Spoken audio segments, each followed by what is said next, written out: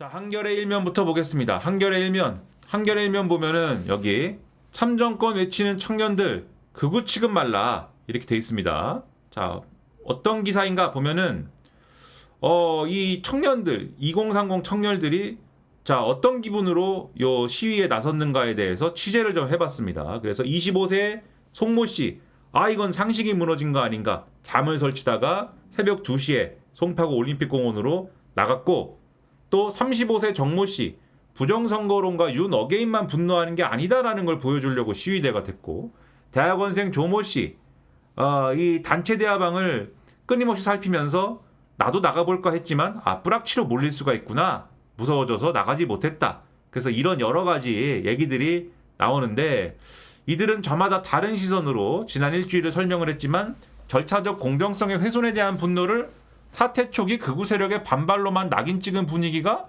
자신들을 움직였다라고 한 목소리로 말했다라고 합니다. 극우로 낙인 찍었나? 누가 극우로 낙인 찍었어? 이 사태 초기에. 사태 초기에 이 선관위가 잘못해가지고 이런 일이 일어나서 사람들이 분노하고 있다. 이거를 사태 초기에 누가 극우로 낙인을 찍었지? 누가 그랬어 도대체? 누가 극우로 낙인을 찍었어? 자, 한겨레 3면으로 가보겠습니다. 합당한 분노 쏟아낼 공간 없어. 오늘 12개 대학서 시국선언.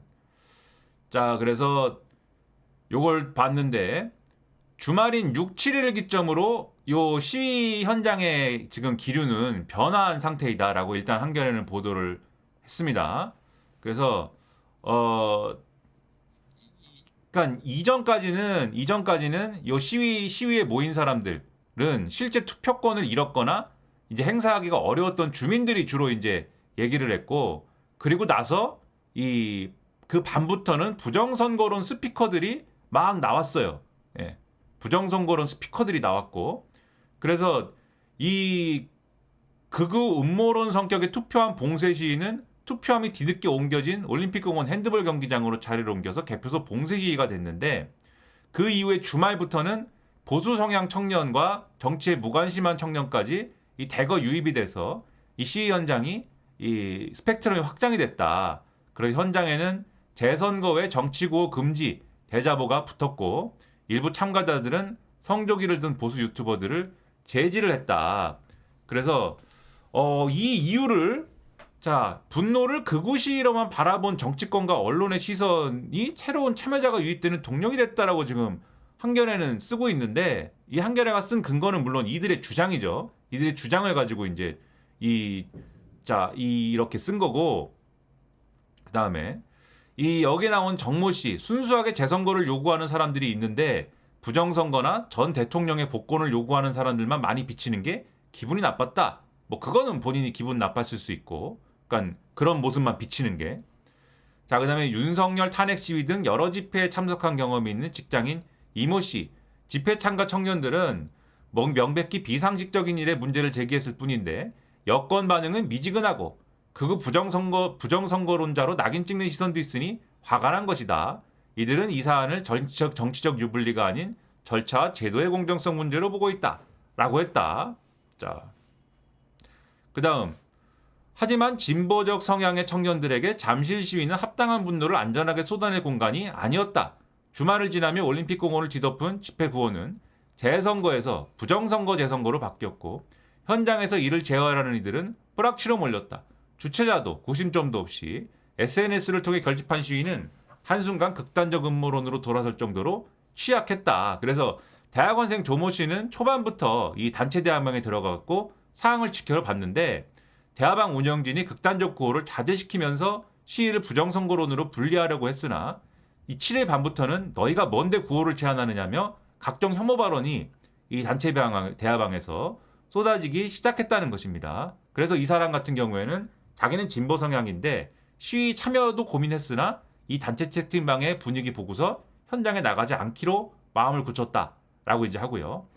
그리고 또 다른 이모 씨는 7일 밤에 집회에 갔다가 실제로 색출 작업을 이 목격을 했는데 이모 씨는 현장에서 일부 참가자들이 대진연이지 나가라 라면서 다른 참가자들을 거칠게 밀어내는 장면을 보고 충격을 받았다.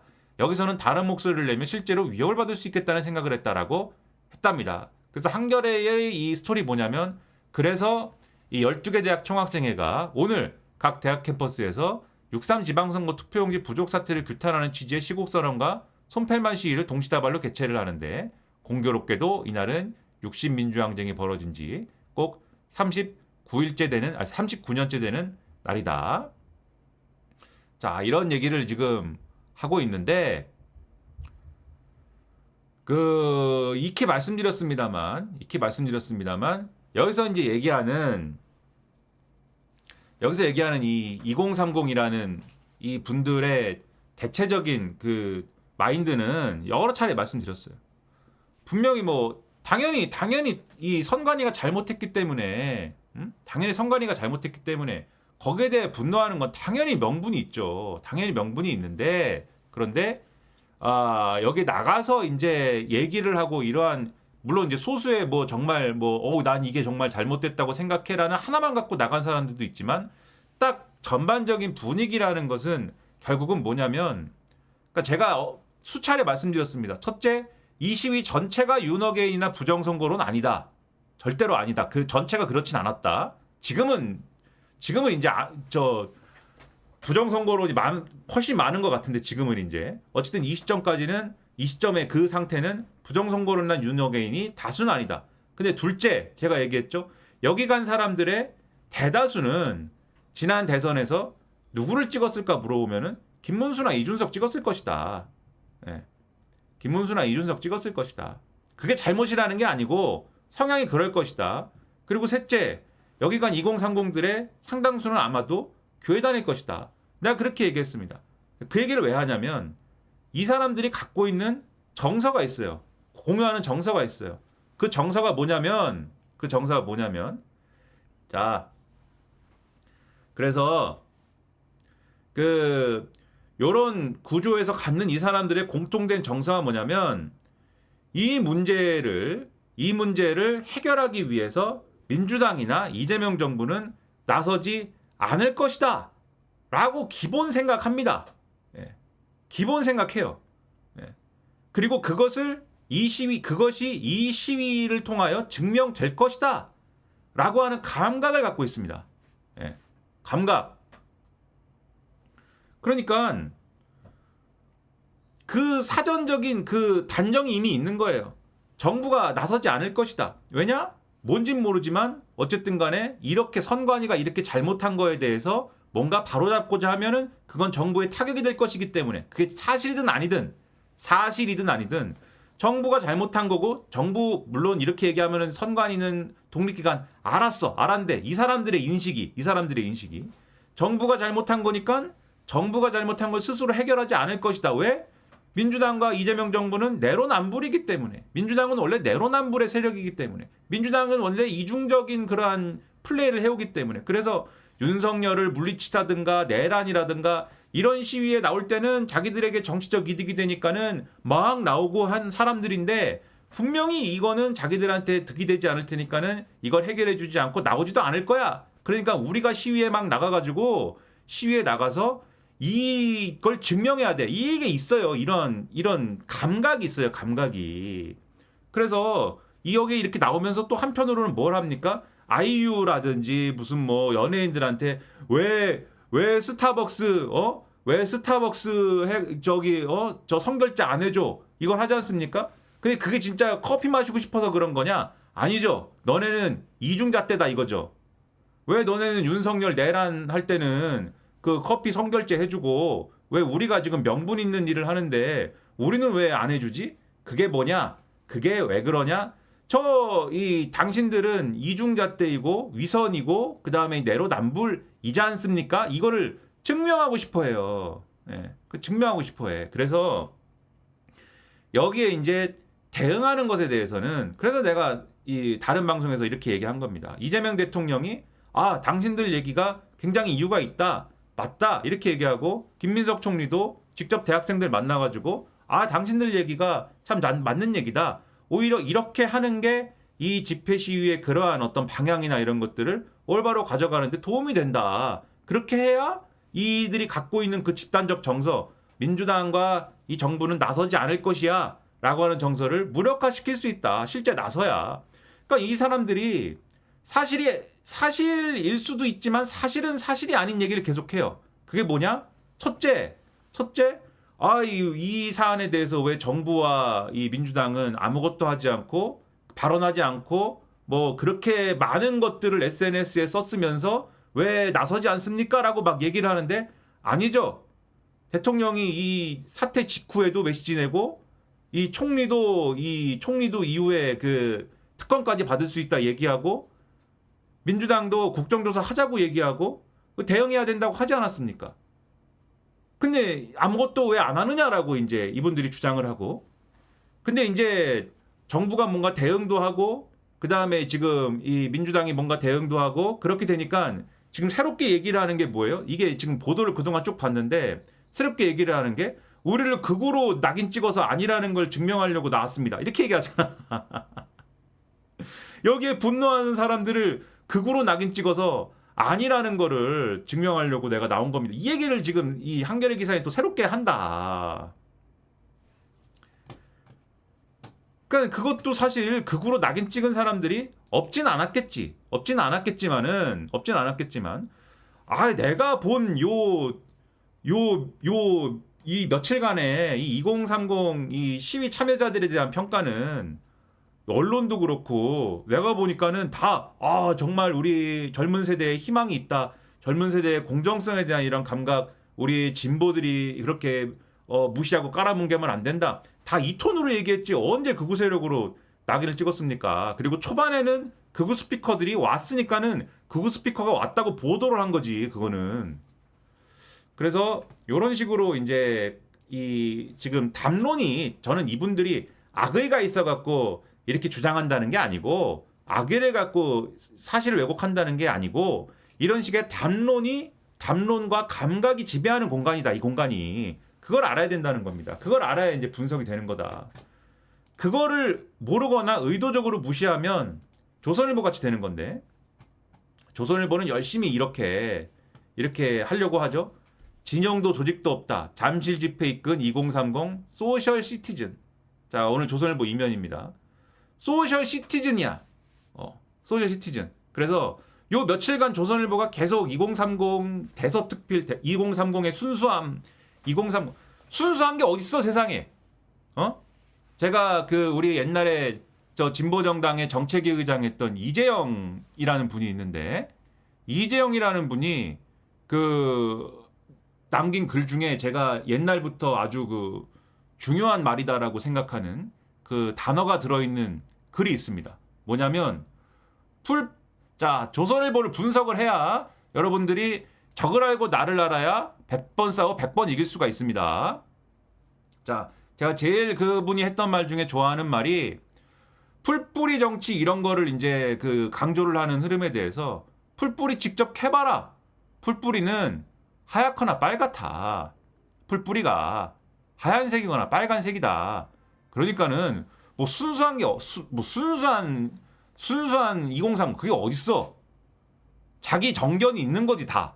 자기 정견이 있고 그 자기 정견에 해당하는 어떤 이념적 지향이 있는 거지. 그 순수한 2030 이렇게만 정리할 수 있는 게 어딨어요. 하지만 조선일보는 그렇게 표현하고 싶어 합니다. 뭐 조선일보뿐만이 아니고 이 다른 언론들도 많이 이제 그렇게 접근을 했는데 어쨌든지 간에 더 열심히 이 담론을 펌프질 해갖고 만드는 게 조선일보예요. 엊그제도 일면에 대문짝만하게 2030 똑똑한 2030 이렇게 이제 쓰지 않습니까? 자, 그래서 뭐라고 썼느냐? 이 지난 주말에 모인 시민의 70%에서 80%가 2030이었고 이들이 공정과 참정권이 훼손됐다며 한 목소리를 냈고 집회에 모인 청년들은 이념과 진영을 따지지 않았고 정치적인 목소리 내는 이들에게 집회를 오염시키지 말라며 경계했다. 자, 이것도 하나의 정치적 표현이에요. 이것도 어떤 종류의 어떤 종류의 정견 표현이에요, 이게. 자, 그래서 전문가들은 이번 집회에 나온 청년들에게서 온라인 네트워크를 통해 자발적으로 행동한 이른바 소셜 시티즌의 면모가 두드러졌다라고 진단을 했다. 그렇게 이게 소셜 시티즌 뭐 좋습니다. 소셜 시티즌은 2008년 미국 케이스 재단의 시민 참여 프로젝트 보고서에 처음 등장한 용어이다. 디지털로 연결돼서 정보를 공유하고 조직을 만드는 밀레니얼 세대 1981년부터 1996년생까지를 가리킨대요. 나도 포함되네 그러면. 자, 정당, 노조, 협회 중심이었던 전통적 시민운동과 달리 이들은 X, 트위터, 인스타그램, 스레드를 통해 생각을 공유하고 정보를 나누며 움직이는 것이 특징이다. 야, 그렇게 얘기를 하면은 아니 그러면은 윤석열 탄핵은 그러면 뭐 다 모든 그때 응원봉 들고 온 사람들이 그러면 단체 지침에 따라서 움직였나? 그러면 그리고 더 거슬러 올라가면 2010년쯤에 그 제스민 혁명, 아랍의 봄, 그 동력은 뭐였습니까? 그 동력도 다 SNS였어. 거기서도 SNS에서 했어. 거기서도 그것도 다 소셜 시티즌인데 그때는 이렇게 뭐 이렇게 하고 있다가 그때는 이렇게 이렇게 하고 있다가 이제 2030이 투표에 대해서 이렇게 나선 것은 소셜 시티즌 이렇게 이제 하고 있는데 자, 이거 세계가 이렇게 변화한 것이지. 세계가 이렇게 변화한 것이지. 자, 이걸 지금 자, 어쨌든 자, 필기구로 스케치북에 재선거를 적고 태극기를 그려서 나눠 들고 집회 중에는 다른 나라의 국기 흔들지 말자라는 제안을 올리고 왜냐? 부정선거라고 주장하면 그리고 윤어게인이라고 주장하면 이 지금 쉽게 얘기하면 범보수 연대가 깨지기 때문에 그 얘기하지 말라는 거예요. 그래서 이번 집회의 비정파성을 유지하려 애쓰는 모습, 현장에 오지 못한 이들은 소셜미디어를 통해 집회 장면을 지켜보고 일부는 음료나 간식 등을 보내며 집회를 응원했다. 자, 그래서 2030 청년들이 참정권 회복을 외치며 결집한 배경, 문재인 정부 시절부터 수년간 누적된 청년들의 소외감과 분노가 자리 잡고 있다는 분석이 나온다. 근데 이제 소외감과 분노라기보다는 이것은 조직이 그렇게 된 것이다. 응? 보수 정치가 제가 이거 수차례 얘기했어요. 보수 정치가 이것을 그 조직을 한 것이다. 이 불만과 요구를 조직을 한 것이다. 저는 그게 아주 중요하다고 항상 얘기를 하는데 어떤 불만과 요구에 대해서 어떤 정치가 어떤 방식으로 조직하느냐가 이 사람들의 지향을 결정하는 거예요. 자, 그래서 문재인 정권 때 일부 정치인들이 정부 정책에 비판적인 청년층을 두고 이명박 박근혜 정부 시절 제대로 된 교육을 받지 못한 탓이다. 반공교육에 세뇌되어 극우 세력화했다라고 하는데 자, 이 취업준비생 김모 씨를 집회 현장에서 만나니 기성정치권은 청년들이 상식과 공정을 요구할 때마다 본질을 외면한 채 철없는 집단이라거나 과격 극우 세력이라는 프레임을 씌우고 우리 목소리에는 귀를 닫았다. 자, 언제 철없는 집단이라고 그랬어? 그리고 언제 과격 극우 세력이라고 그랬어? 청년들이 상식과 공정을 요구할 때 언제 철없다고 그러고 언제 과격 극우 세력이라고 그랬어? 잘한다고 하고 청년들의 목소리를 들어줘야 된다고 그러고 청년들의 불만을 정치권이 해소해 줘야 된다고 그랬지. 언제 철없다고 그러고 언제 과격 극우 세력이라고 그랬어. 근데 이렇게 얘기합니다. 이런 상황에서 근데 이 사람들이 이 정보를 어디서 입력받았겠어요? 자기를 조직하는 보수 정치로부터 입력받는 거예요. 자기가 보수 정치로 조직이 됐기 때문에 보수 정치에서 특히 보수 정치 담론은 조선일보에서 나오니까 지금도 조선일보에서 문재인 정권 때 청년층을 두고 여러 평가, 여러 얘기가 나왔는데 그 중에서도 이런 걸 찝어서 이제 얘기를 하는 거잖아요, 그렇죠? 이명박근혜 시절에 제대로 된 교육을 받지 못했다. 그런 얘기도 있었지. 근데 그 얘기만 했나?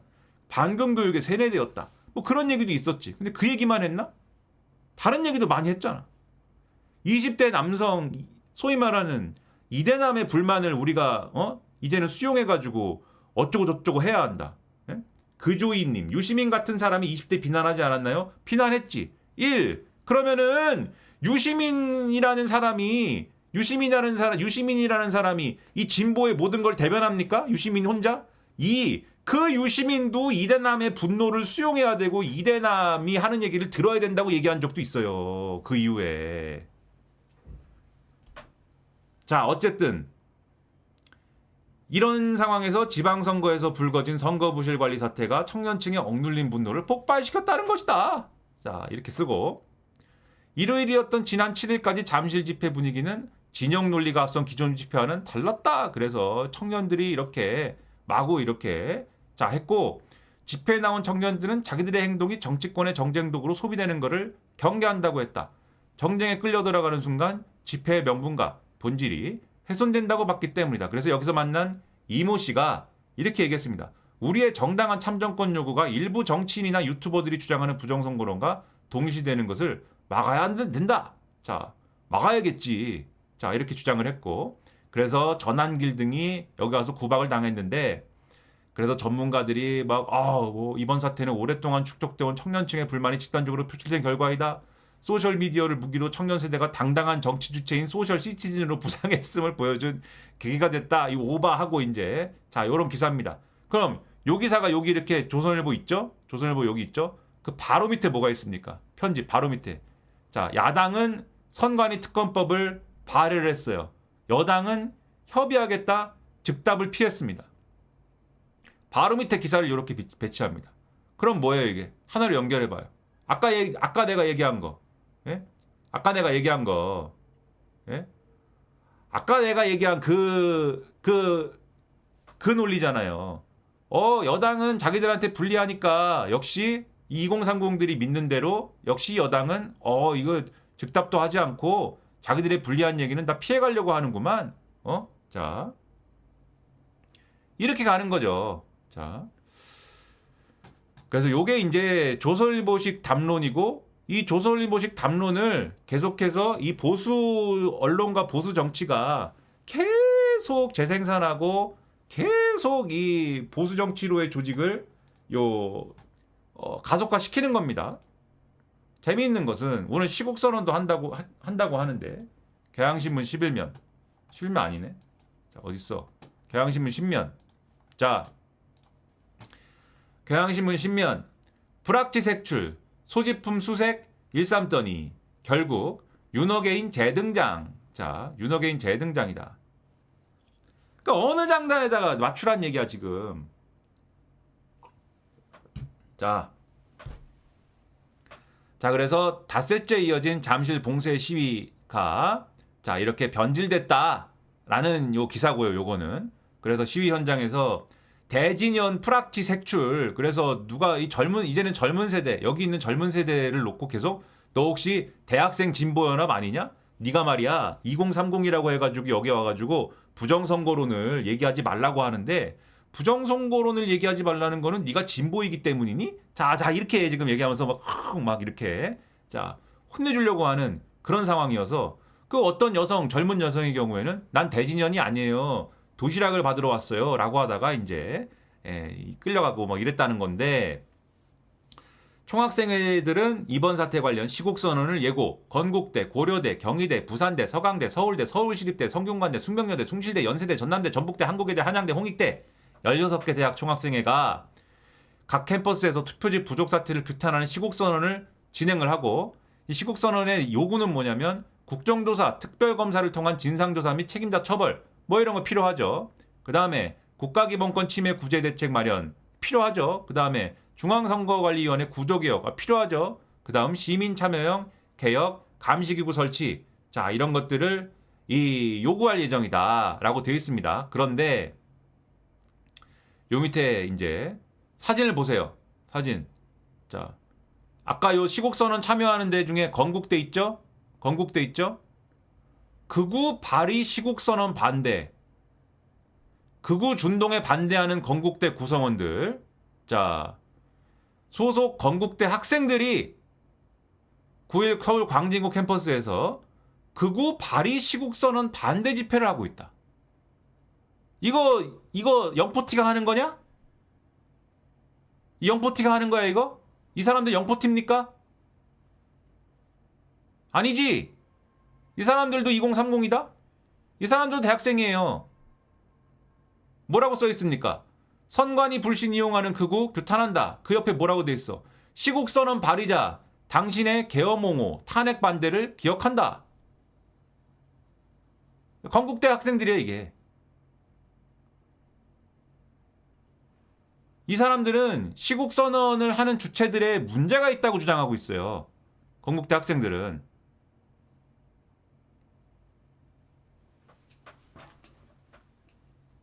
아시겠습니까? 그러니까 이 사안이 그냥 표면적으로 보고 뭐 이렇다 저렇다, 내부에 무슨 얘기들이 돌아가고 있고 실제 그동안 어떤 담론이 만들어져 와서 유통이 되어 왔는지를 봐야지 그냥 뭐 예?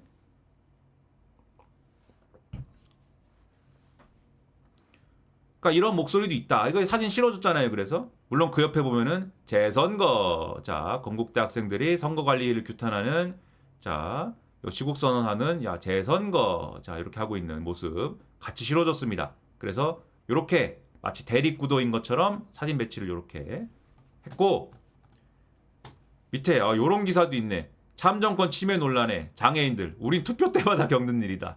그렇지. 이번에 이재명 대통령이 그 투표하러 갈 때도 장애인 단체가 와가지고 장애인들이 이거 투표하는데 불편함이 있는데 이 불편함에 대해서 우리가 항상 문제 제기를 하는데 해결이 안 된다. 그래서 거기에 대해서 이재명 대통령이 이거 내가 해결하겠다라고 했더니 거기는 장애인들이 문재인 대통령도 약속해줬는데 약속 안 지키더라. 그 얘기했잖아요. 그 이걸 이런 거에 대해서 언제 또 목소리 낸 적 있습니까 또? 자, 그래서 아무튼 요런 것들에 대해서는 당연한 선관위에 대한 투표용지 부족에 대한 문제제기가 잘못되지 않았습니다. 당연히 문제제기해야 되고, 그것에 대한 문제제기는 그게 2030이든 4050이든 영포티든 누구든 간에 그 문제제기는 정당한 거예요. 그 문제제기는 정당한 것인데, 이게 정치적으로 그동안에 흘러온 정치적 담론하고 어떻게 연결되어 있느냐, 어떤 영향권 안에 있느냐, 이거는 분석을 따로 해야지.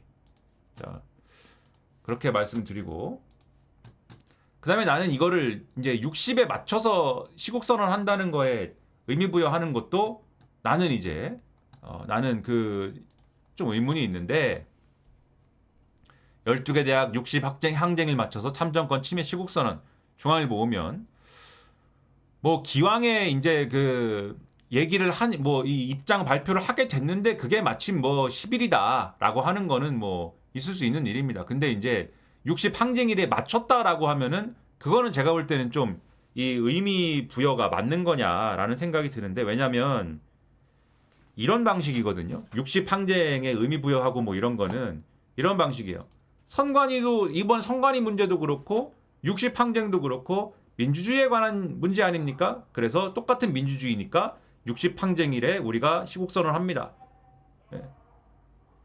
밖에서 똑같은 민주주의니까는 민주항쟁 기념일에 해야 됩니다. 자, 이런 식의 구도가 사실 언급이 되거든요. 꼭 저 민주항쟁 기념일에 하는 문제가 아니라 하더라도 민주화 운동 얘기 막 하던데, 이제 김민석 총리를 만난 이후에 학생 대표자들이 우리가 민주화 운동을 하는 그러한 일은 없길 바랍니다. 이런 얘기를 하던데, 60 항쟁과 민주화 운동이라는 것은 독재와 반독재 구도하에 있습니다. 그렇죠? 독재가 있기 때문에 그것을 무너뜨리고 민주주의를 도입하자라는 게 그게 60 항쟁이고, 그 다음에 그게 민주화 운동이에요. 네. 그래서 선관위가 잘못을 해가지고 투표용지가 모자라서 민주주의가 훼손됐다라는 것은 그건 절차적 민주주의가 이미 확립되어 있는 상황에서 그 절차가 제대로 안 돌아갔다는 것이지, 독재자가 지금 이 자기의 어떤 이익을 위해서 투표를 왜곡하고 투표 결과를 지금 은폐하거나 투표함을 갖다가 부정선거로 갖고 간 그런 의미가 아닙니다. 근데 이걸 두 개를 이제 등치시키면 제가 계속 드리는 말씀, 이 반민주당 이 정서를 갖고 있는 그 반민주당 정서가 더 나은 진보로 이어져야 된다라는 생각이면 상관없는데, 그게 아니고 반민주당 정서가 보수와 극우화로 이어지는 징검다리로 이어지는 그 고리로 맞물려가는 이런 정서 하에서는 민주당과 이재명 정부가 이것을 해결하지 않기 때문에 그것은 독재이다. 그것은 전체주의이다. 이렇게 가는 그 연결고리가 지금 있단 말이에요. 원래 갖고 있는 생각이. 그래서 사실 이 구도가 60항쟁이다, 민주화운동이다, 뭐다 하는 그 구도가 뭘 전제하고 있는 것처럼 보이냐면 이게 결국은 이 민주당과 이재명 정부가 민주당이든 이재명 정부든 어쨌든 범진보가 이거는 진보가 다 똑같다고 생각합니다. 예. 민주당과 이재명 정부와 또는 그 왼쪽에 있는 진보를 이 사람들 구분하지 않기 때문에 범진보 세력들이 다 전체주의적이고 권위주의적인 세력이다. 그렇기 때문에 이 사람들은 중국과 북한을 추종하는 것이다. 이 플로우로 가는 거거든요. 자, 그래서 이것도 뭐 제가 6월 10일에 왜 시국 선언하느냐 이렇게 얘기하는 게 아닙니다. 아까도 말씀드렸듯이 할 수 있죠. 할 수 있는데 그러나 그러한 어떤 이 정치 조직 논리로 가는 그러한 것들을 경계해야 된다 이렇게 말씀드리는 거고. 자, 한겨레 19면 한겨레 19면 이 한겨레 19면의 이 글은 부동산 정치 불패 보여준 서울시장 선거 이렇게 되어 있는데 최한수 경북대 교수님 경제학 이제 전공하신 분인데 부동산 관련 글을 이제 종종 쓰시는데 제목은 부동산 정치 불패인데 요 글 앞부분에 2030 남성 요 표심에 대한 얘기가 있어요. 자, 그 얘기를 잠깐 보겠습니다. 그래서 이번에 서울시장 선거에 이제 이 민주당의 두 가지 약점이 드러난 것인데 그 하나가 20대, 30대 남성을 축으로 한 세대 균열이고 다른 하나가 서울 아파트를 둘러싼 부동산 정치의 부활이다라고 하는 건데 이 글에서 여러분 이 글을 다 읽으면은 이제 여러분들이 이제 잠들어 버리기 때문에 2030 남성 세대 균열에 대한 요 문제 요 문제를 보겠습니다. 자, 먼저 2030 남성 문제를 보자. 이들이 오세훈 국민의힘 후보의 우호적이라는 사실 자체는 이들의 이전 투표 성향에 비추어서 그다지 놀라운 일은 아니다. 이미 2022년 대선에서 20대 남성은 자신의 정치적 선호를 분명히 했고 선거 결과를 좌우한 집단으로 인정을 받았다. 자, 근데 2022년 대선뿐만이 아니고 2021년 서울시장 보궐선거에서도 그때 이준석 열풍 이런 걸 타고 오세훈이 나온 재선거에 소위 2030 남성들이 아주 열광적으로 오세훈에 대한 호응을 했어요. 그때를 다들 또 잊어버렸는데 그때 난 평소에 정치에 관심이 없던 사람이지만 자유를 위해서 자유를 잃지 않기 위해서 내가 나왔습니다. 뭐 이런 거 그 유세차 위에 올라가 갖고 연설하고 이랬다고 그때 이준석 오세훈에 고무돼 가지고 나는 저 정치적 지향이 없는 자영업자인데 하지만 이 문재인 정부의 자유를 탄압하는 이런 것을 용서하지 못해서 내가 나왔습니다. 코로나 때 말이야 이러면서 그때 연설을 다 했다고. 자, 이번 결과가 한층 분명히 보여준 것은 지난 대선에서 이준석 후보에게 열광하고 끝내 윤석열을 지지했던 20대 남성들의 흐름이 특정 코호트에 내재된 일회성 현상이 아니라 젊은 남성 전반의 세대적 특성이라는 사실이다. 이러한 특성은 2025년 대통령 선거에서는 그다지 눈에 띄지 않았지만 이번 서울시장 선거에서 가시화되었는데 이는 이번 지방선거에 출마한 개혁신당의 서울시장 후보가 지난 대선 당시 이준석처럼 20대의 표를 분산시킬 만한 후보가 아니었다는 데 있다. 그래서 김정철 변호사님에게는 조금 죄송한 말씀이지만 2030에 먹히는 후보가 아니었다. 사실 지난해 대선 서울에서 이재명 후보는 지지율 1위를 차지했지만 그의 득표율은 김문수 후보와 이준석 후보의 득표율 합보다 낮았다. 보수와 진보가 총결집해서 진검승부를 펼친 22년 대선에서도 서울에서 이재명 후보는 윤석열 후보에게 뒤쳐졌다. 오히려 더불어민주당 정원호 후보의 이번 득표율은 두 대선에서 이재명 후보보다 높았다. 그가 패배한 것은 그의 득표율이 개혁신당 후보와 오세훈 후보의 득표율의 합에는 여전히 미치지 못했기 때문이다. 이것은 정의당을 포함한 범진보로 계산을 해봐도 결과는 달라지지가 않는다. 최근 4차례 선거 가운데 3번의 선거에서 민주당 후보의 득표율은 최대 45에서 48%대에 갇혔고 보수와 제3지대의 표가 합쳐지는 순간 번번이 과반의 벽에 막혔다는 공통점이 있는데 따라서 지금처럼 보수 진보 구도가 팽팽히 유지되고 있고 서울의 연령 구조가 현재의 패턴을 유지하는 한 민주당의 서울시장 수복은 쉽지 않을 것이다. 역으로 국민의 입장에서는 보수 단일 후보가 유지되는 한 서울에서의 선거는 유리해 보인다. 근데 이게 디폴트예요. 지금 서울은. 오히려 서울의 대학과 대기업 일자리가 모여 있어서 전체 유권자 중에 20대 비중은 계속 증가한다는 점을 고려하면은 앞으로 서울에서 민주당이 갖는 열의는 오히려 구조적인 것으로 보는 게 타당해 보인다.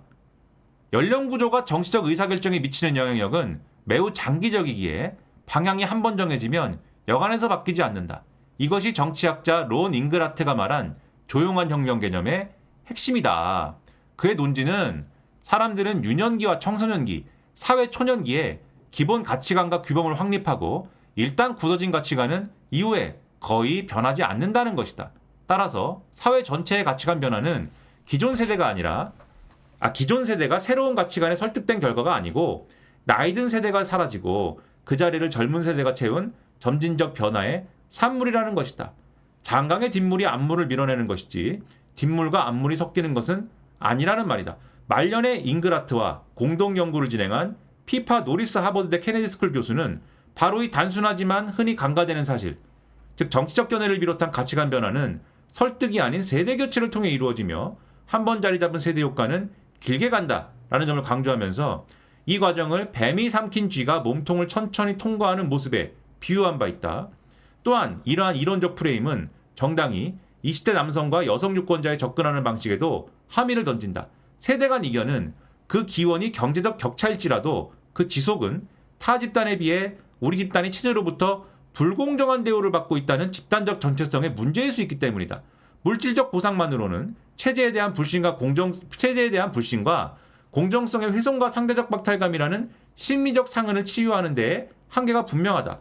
이를 어떻게 다룰 것인가에 대한 해법은 분명하지 않다. 이렇게 되어 있습니다. 그래서 이 기존의 연구를 봐도 이 2030 세대가 이 정서를 가지고 그대로 그냥 쭉 가는 거예요.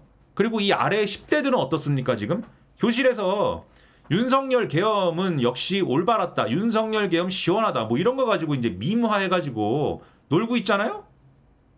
그 세대가 또 올라온다고 했을 때 이 세대가 지금 이대로 방치됐을 경우에 과연 그러면 이 나라가 앞으로 보수화 되겠는가? 진보화 되겠는가? 남은 건 보수화 되는 거예요. 이대로 가면. 그래서 이제 요거를 진단을 했고 지금 이제 그래서 이 글은 서울시장 선거에 대한 평이기 때문에 요까지 얘기하고 이제 그 다음에 이제 부동산 얘기로 가는데 뭐 소제목을 보면은 서울 전역의 정치적 강남화 가능성. 자, 이것도 있고 종부세 딜레마 이런 것들을 쭉 짚었는데 그건 이제 뭐 이후에 뭐 이 글을 뭐 찾아보셔서 한번 읽어보시기 바라고. 그래서 여기서 또 얘기하는 게 뭡니까? 기원은 경제적 격차일 수 있어도 그 지속은 타 집단에 비해 우리 집단이 체제로부터 불공정한 대우를 받고 있다라는 집단적 정체성의 문제이다. 그래서 이 정서, 지금의 2030이 갖고 있는 불공정이라는 정서는 나를 주인공으로 하는 정서입니다. 나의 불공정이에요. 다른 사람의 불공정이 아닙니다. 나의 불공정이에요. 그래서 장애인들이 참정권의 제한을 받고 있다? 그거에 대해서는 장애인들이 알아서 해결할 문제야. 그거는 나의 불공정에 대해서 내가 나서는 거지 내가 남의 불공정까지 해결하지 않습니다. 나도 피해자인데 왜 내가 남의 것까지 책임져야 되냐? 이 정서입니다. 이런 정서가 기본 장착돼 있어요.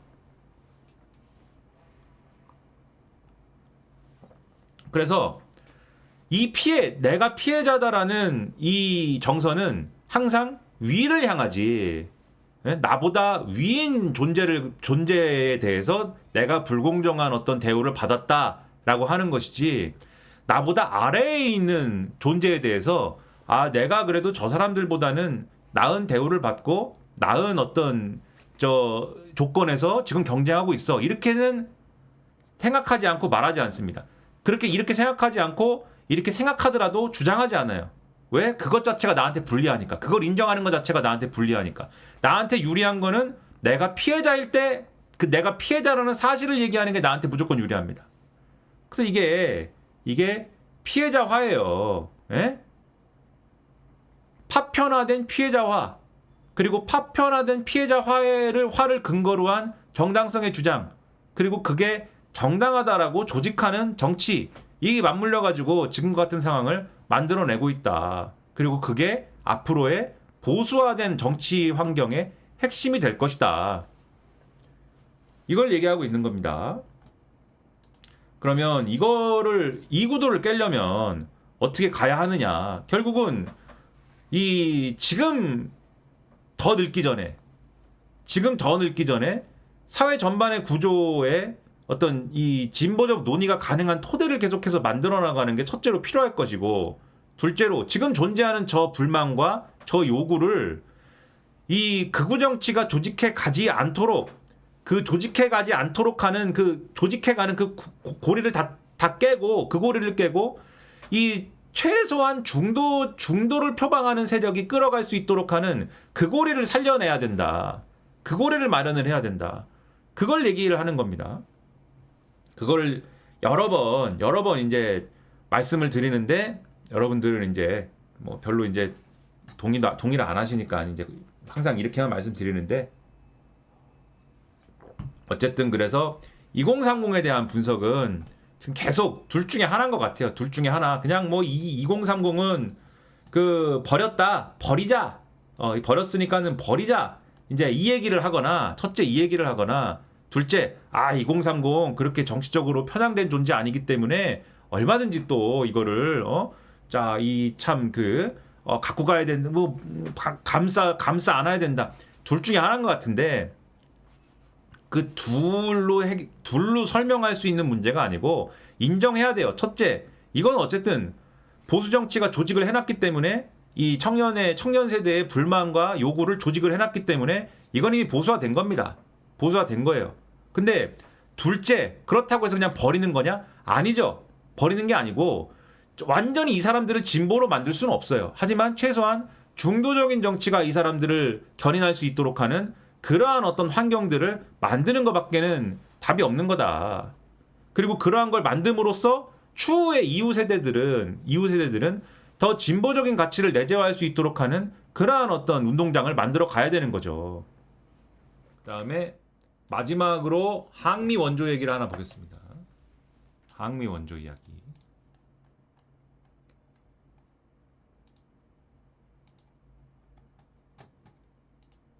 자, 항미 원조 이야기를 보는데, 조선일보가 일면에 썼지만 다른 신문들은 조그맣게 썼어. 다른 신문들 조그맣게 썼는데, 자, 6.25 교육 포스터에 항미 원조 문구 논란, 조선일보가 일면에 썼는데, 자, 서울 용산 전쟁기념관을 운영하는 전쟁기념사업회가 6.25 전쟁에 대한 중국 측 시각을 담은 교육 프로그램을 개설해서 논란이 일고 있다. 그래서 이 프로그램을 홈페이지에 홍보하면서 6.25는 북한의 불법 침략이라는 한국의 역사관과 중국이 6.25 참전을 정당할 때 쓰는 용어인 항미 원조라는 시각을 대등하게 소개를 했다라면서 문제가 되자 이거를 지웠다라고 하는 기사를 일면에 썼는데, 자, 신면 가면 아까 보여드렸죠? 난 그래서 이게 항미 원조가 맞다고 한 건가? 자, 그게 아니고, 자, 이렇게 그냥 양쪽에 시선이 있다라는 얘기를 그냥 쓴 건데, 근데 이거를 항미 원조를 어떻게 올릴 수 있어라고 난리를 쳤습니다. 그래서 사업회 관계자는 중국 단둥에 있는 항미 원조 기념관의 왜곡된 주장을 제대로 알려주자는 취지였는데 홍보물을 검수하는 과정에서 부족한 점이 있었다라고 하면서 요게 이제 미안하다라고 했으나, 어쨌든 간에 요렇게, 그래서 강규형 명지대 교양학부 교수, 아주 우파이신 분이죠. 우파적 지향이 아주 강력하신 분인데, 가치관이 정립되지 않은 청소년에게 중국 측의 왜곡된 역사인식을 심어줄 수가 있다. 대한민국의 정체성을 지키고 안보의식을 고취해야 할 전쟁기념사업회가 역사 공정에 나서는 중국의 침략 논리를 수용을 해준 것이다. 이것도 안 된다는 거야. 이렇게 해도 안 된다는 거야. 중국 사람들은 항미 원조라고 해. 이렇게 전해줘도 안 된다는 겁니다. 자,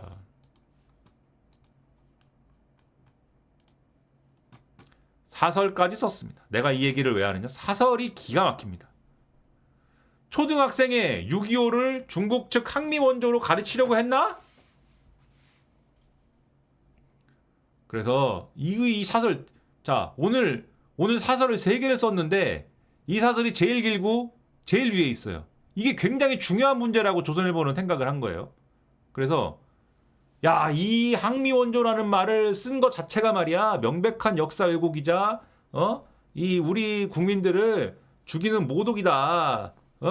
피해자를 가해자로, 가해자를 피해자로 뒤집는 또 다른 가해 행위이다 라면서 뭐라고 했느냐? 우리 사회에서는 한때 6.25가 남침이 아니라는 운동권 궤변이 횡행했다. 6.25가 남침인지 북침인지를 묻는 시험 문제까지 등장할 정도였다. 전쟁기념관이 6.25에 대한 다양한 해석이라고 하는 것도 그 연장선상에 있다. 침략을 당해 100만 명이 죽고 다친 나라에 어떤 다양한 해석이 있는가? 6.25 남침 부정 궤변이 더 이상 통하지 않게 되자 등장한 것이 중공군 참전 정당화론인데, 그러더니 전쟁기념관이 항미원조라는 억지 왜곡을 우리 초등학생들에게 가르치겠다고 나섰다. 민주당 정권이 아니라면 상상할 수도 없는 일이다. 여러분, 이 논리가 보여요? 이 논리가 보이십니까? 자, 이 논리가 보이시나요? 항미 원조 포스터, 운동권, 과거의 남침 북침 그 얘기, 지금 민주당 정권, 민주당 정권이 운동권 정권이어가지고 전쟁기념관에서 항미 원조를 가리키려고 하는구나. 이렇게 갑니다. 그리고 마지막에 최근 전쟁기념관 강연에는 전직 정의당 의원도 강사로 참여했다. 통일부 장관은 북한을 조선으로, 보훈부 장관은 인민공화국으로 불렀다. 대통령이 곧 임명한다는 전쟁기념 사업회장이 누군지 보면 이 문제의 근원지가 어디인지 드러날 것이다. 전쟁기념관 강연에 전직 정의당 의원이 강사로 참여했어. 자, 그것이 누굴까? 누가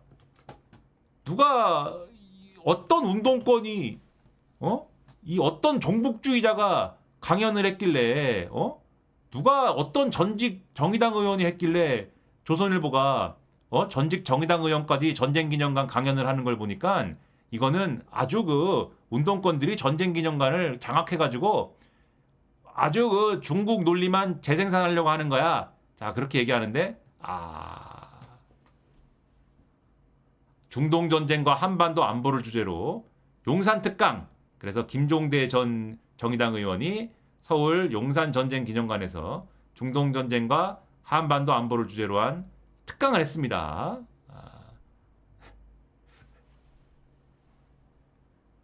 자, 역시 예상대로 국민의힘의 원내대표는 정점식이 됐습니다. 정점식 씨가 국민의힘의 원내대표가 됐습니다. 그래서 김종대 아저씨가 김종대 전 의원이 이거 강연을 했다고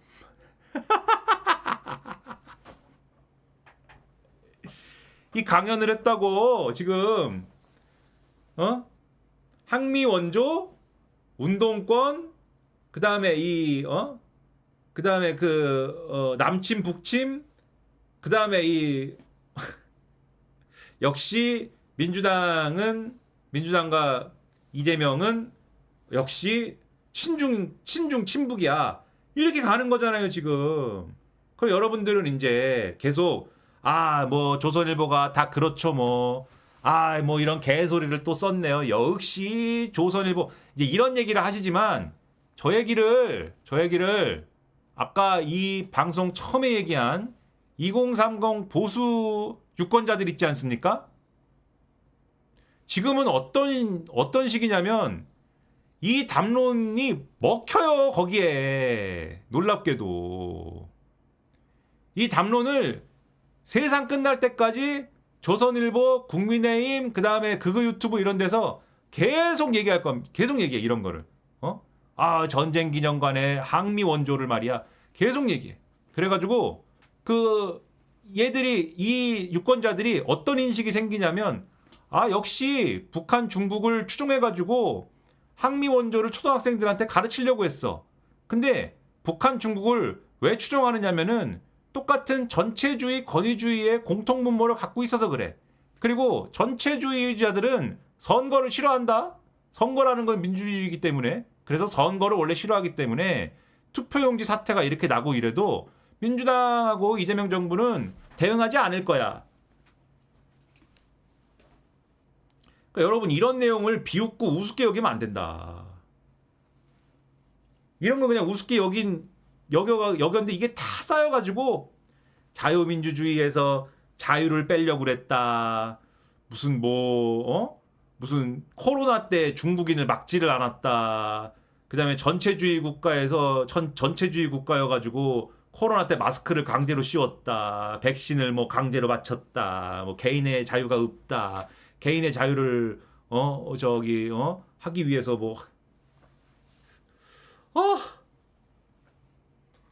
이런 걸 다 하는 겁니다. 이런 거. 자.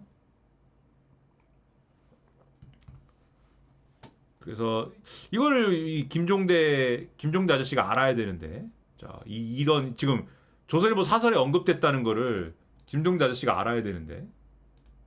자. 김종대 아저씨 아시는지 모르겠습니다. 조선일보 사설에 언급됐다는 것을. 이런 재밌는 일이 있나? 자, 이거 사진 실어놓은 거 봐. 이 사설 실어놓은 거 봐. 이게 뭐? 아니 어쨌는데 이게? 예? 이게 뭐야 이게? 챗 GPT가 만든 것 같긴 한데, 그쵸? 예.